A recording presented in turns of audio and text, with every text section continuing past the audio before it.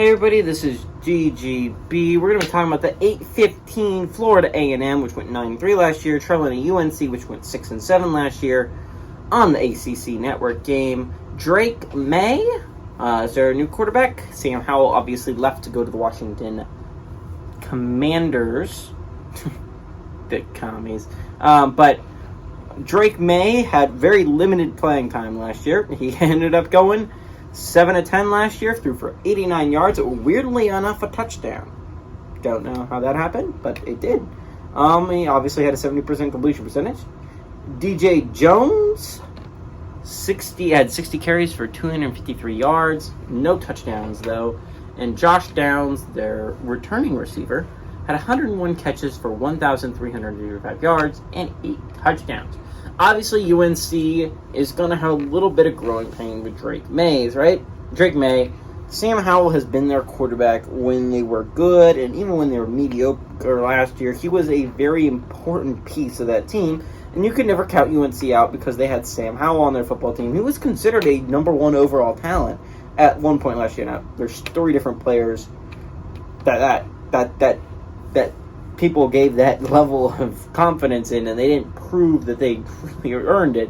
Spencer Rattler obviously failed last year at Oklahoma, and then JT Daniels obviously just got replaced by Stetson Bennett after he got injured in the first game. Now he's at West Virginia, and Spencer Rattler's at South Carolina, and they're trying to prove themselves, and that's great and all, but they're not going to go number one overall now. I can almost guarantee no one's from South Carolina or West Virginia at quarterbacks going number one overall. You can, replay that if that's completely wrong and somehow one of those players goes number one overall, but a quarterback from either of those football teams I'm not taking them number one overall. I'm just not. They're not programs that I really trust in developing good quarterbacks or even getting good quarterbacks. So I'm never drafting a quarterback out of West Virginia or South Carolina number one overall. Never going to happen. Even if Spencer Rattler looks amazing. But that's beyond the point. Florida A&M was actually a good FCS team last year, but UNC is it's a good team. I mean, Mac Brown is a good coach. He's a really good coach, guys. He is.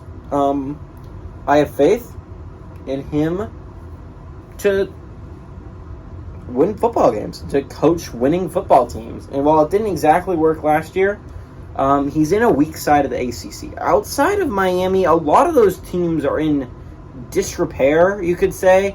The better teams are on the other side. You're talking about Wake Forest or NC State and Clemson, right? Those are all teams on the other side. And UNC is on the side where really Miami's their only legitimate threat. Virginia Tech's going to be going through some growing pains this year. Georgia Tech's obviously bad. Virginia's on a whole nother level. Syracuse is not a team I'm all that worried about if I'm UNC. UNC has a path to the ACC championship. Don't get me wrong. They have a path there.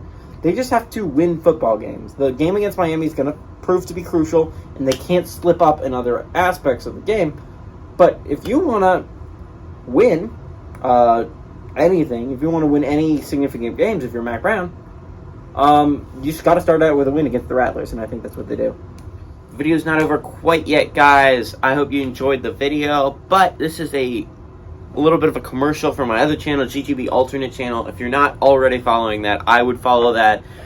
This year I'm going to start posting more content on that, and not sports stuff, really. I've started getting into numerous TV shows, and I'm going to start trying to make some videos about those. If you're a huge Lost fan, go check out the other channel.